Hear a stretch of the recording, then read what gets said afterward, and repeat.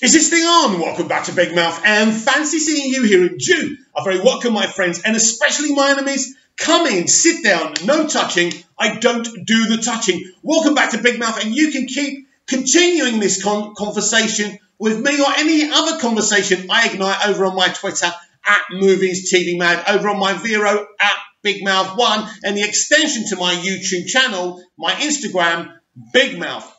Wasn't planning on doing another DC video today. Wasn't really planning on doing any more videos today. But there's been a lot of chat for the past days. You know, bullshit walks, doesn't it? And unfortunately, because Henry didn't hashtag release the Snyder Cut, a lot of people are saying things about him. Unfair things. Now, there's been a Men's Health article with Henry in it. And, of course, it's about The Witcher. It's about, very soon, The Witcher will premiere on Netflix. Now, I want to read this article because there are some interesting things on Superman on here. I'm going to read them, then we're going to talk, and we're going to try and set the record straight. Now, the comments from this link, right, you've got someone saying, if he doesn't hashtag release the Snyder Cut, he's not Superman. He is Superman. He's still Superman. He hasn't been replaced, and he's a great lad. Lots of stuff for charity. High-fiving little kids wearing Superman costumes. The guy's fantastic. How dare you? How dare all of you haters? All you haters, in fact, are cancelled by me, officially. So let's give this a read.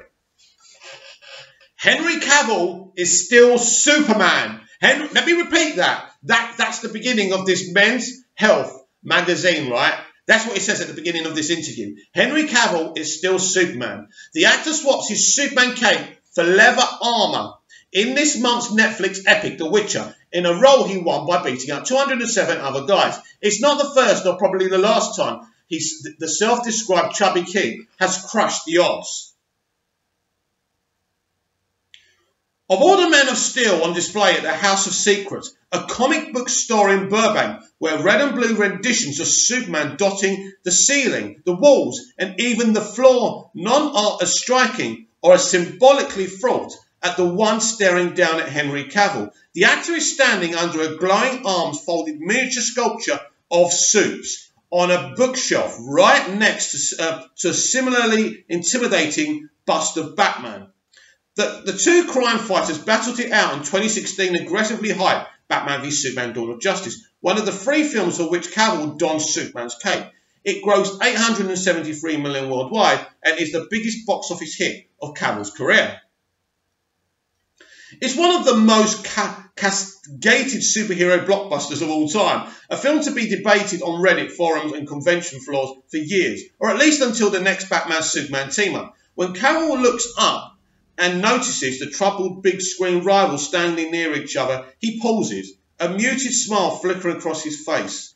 Oh well, he declares wryly, before moving on down the aisle, it's an early fall afternoon, and the 36-year-old Cavill has dropped by the House of Secrets to pick up some reading material for the flight home to London. It's his first visit to the beloved store, which might be the most Superman-centric location in the entire Los Angeles area. The offices of DC Comics are a quick drive from here, as are the headquarters of Warner Brothers, the studio responsible for Cavill's Krypton triptych, Man of Steel 2013, Batman v Superman and Justice League 2017. This is the last place you'd expect to find him milling about, only because it's almost too obvious a hideaway.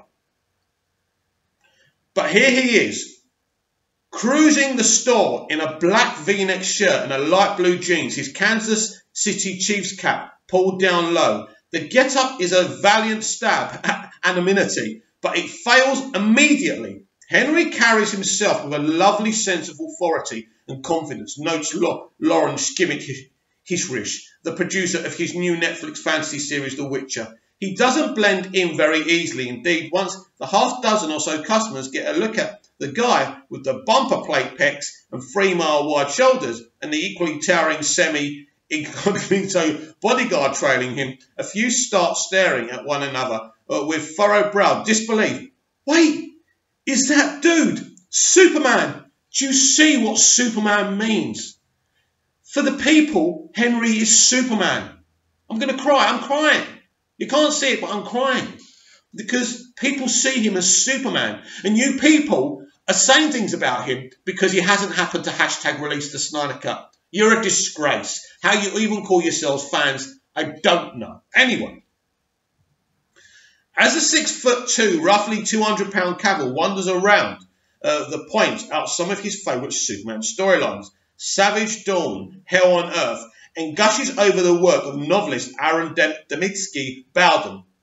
It's not high sci-fi he enthuses, but it's deep sci-fi. I steer him toward writer Alan Moore's brain-popping early 80s run on Swamp Thing.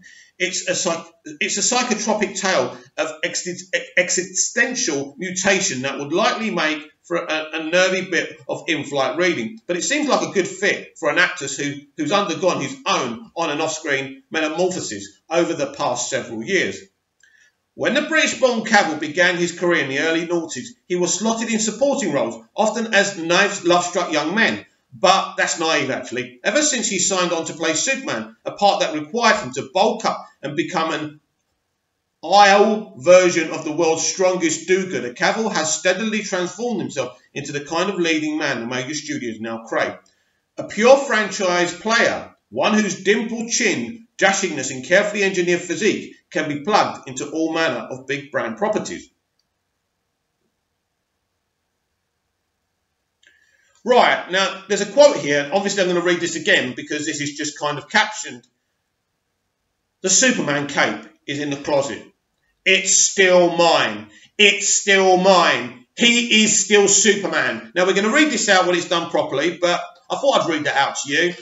Other superstars of his generation, like 3 or 4 guys named Chris, tend to balance out their mega movies with smaller, less CGI-intensive efforts.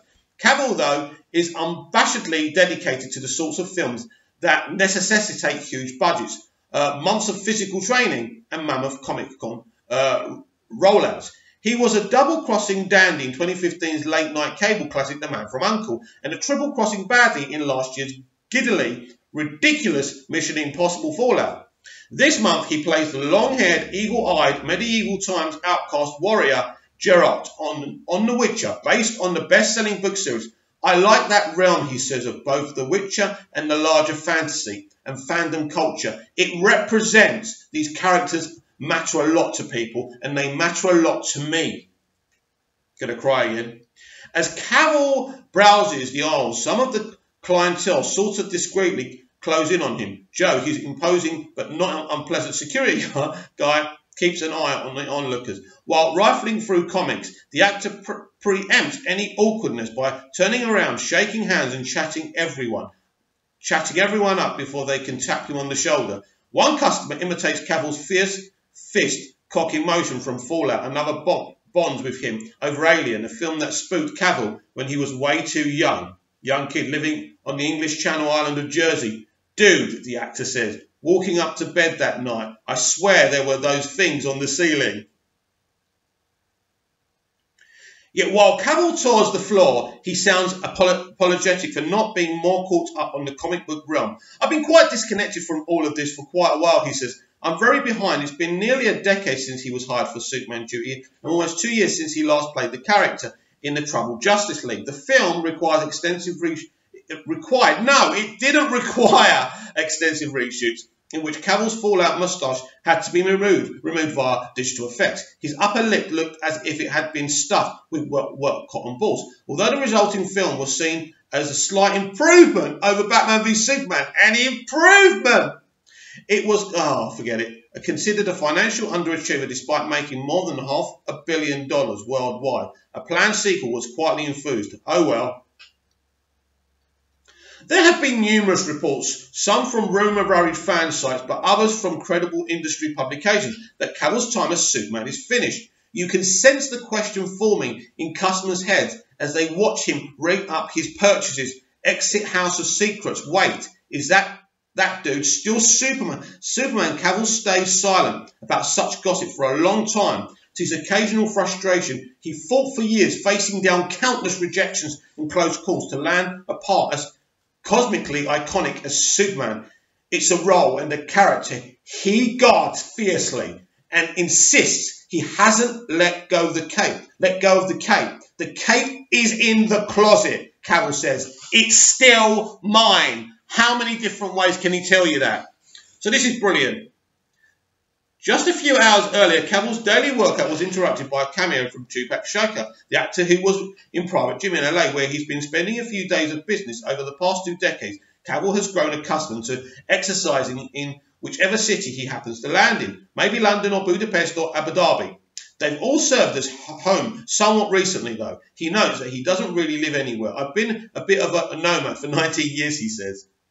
On this particular morning, Cavill was sweating out when Tupac Shakur's 1980 hit Changes came on. You know the tune, the one in which Tupac's ranging mournful lyrics about social injustice are paired with surprisingly banging Bruce Hornsby's sample. He hadn't heard the song in years, and as he listened to it, Cavill, a guy who's regularly unmoored, was briefly frozen in his past. He flashed on an image from his days as an English boarding school student in the late 90s, sitting in a dorm with a trio of friends and song played. And as the song played, it was the craziest sense memory. Cavill says, I was like, whoa, I had my whole life ahead of me as a kid. But then I believed in myself. I was terrified nothing was going to happen. I just want to see if there's any more Superman chat here. We've now grabbed a window side booth as a restaurant across the street from the comic shop, where Cavill is having a midday iced coffee. In conversation, he thoughtfully but rarely wanders beyond his self-parameters. He doesn't discuss his love life in any way, and even seemingly unconscious query, like asking if he has a favourite among the countless memes in his Superman moustache-inspired, finds him demurring, yet as he describes the flashback to his old dorm, he smiles, which is unexpected, given how deeply unhappy he says he was during those years. Cavill had wanted to leave home ever since he was a kid on the Jersey British territory, known for its stunning beaches. He can appreciate the island now. I don't really think there's anything else. I don't think there's anything Superman... I don't think there's anything else there, boys and girls, so I think we can talk.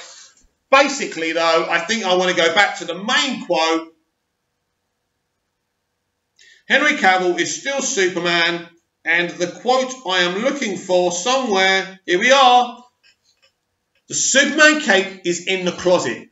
It's still mine. Now, Danny Garcia, his agent, said a similar thing a couple of years ago, about a year ago, when the Hollywood Reporter and everyone else was saying he was done, that Warner Brothers were giving Superman a rest. So, there's been a lot of talk about Henry, a lot of talk.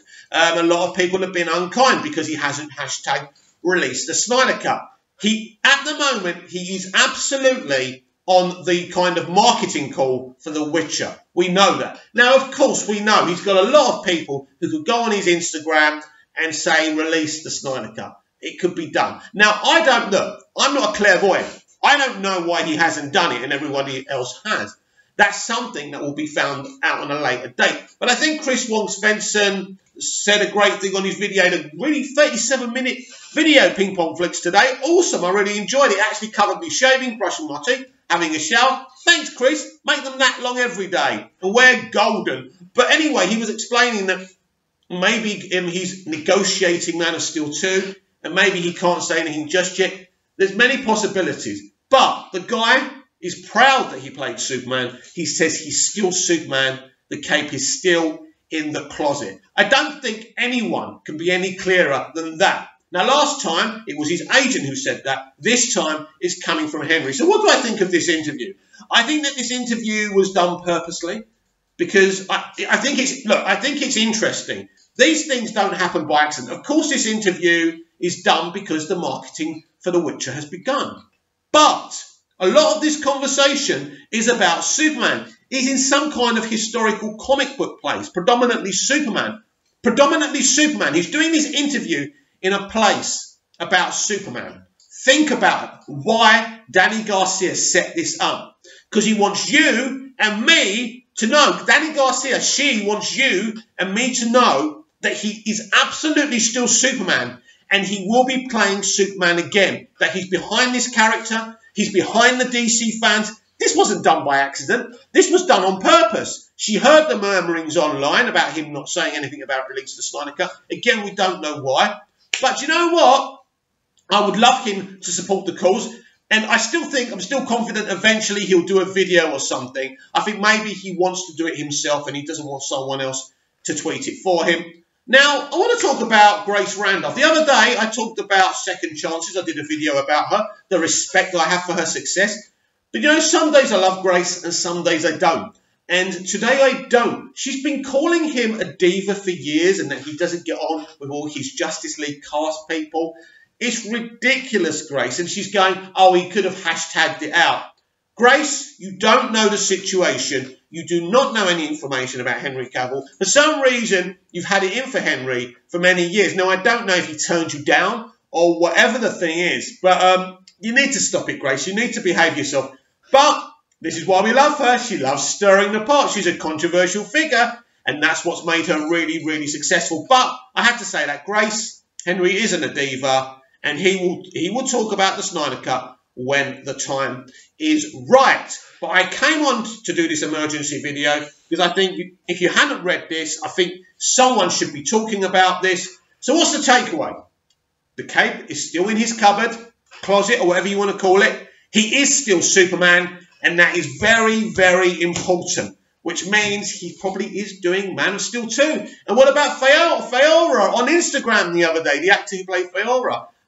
Training for the aura or something, she said. And a fan says, is this kind of, are you thinking back to the training or are you coming back? And she goes, I'm working on it.